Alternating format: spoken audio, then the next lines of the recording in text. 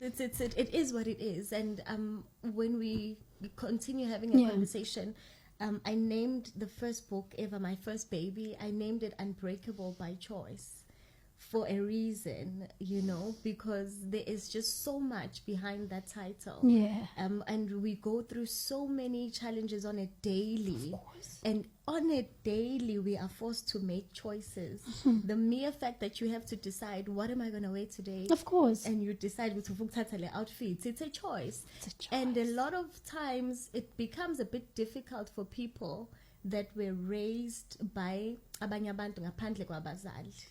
It becomes a bit of a challenge to make the right choices because there is no external voice ngaphandle kutshela ukuthi if you make that choice, these are the consequences that you're going to suffer. So some of the things, unfortunately, that we abantu abangakhulanga, not raised by umzali umama, because there's a different feeling, man, yokuba no mama. I always see it from my friends that have mothers.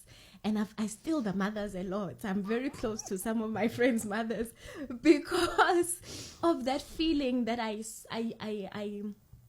yearn for. Umzali uyakwazi ukukubuka athi manje uzoya ebantwini nje, because uyazi ukuthi how people are going to perceive you.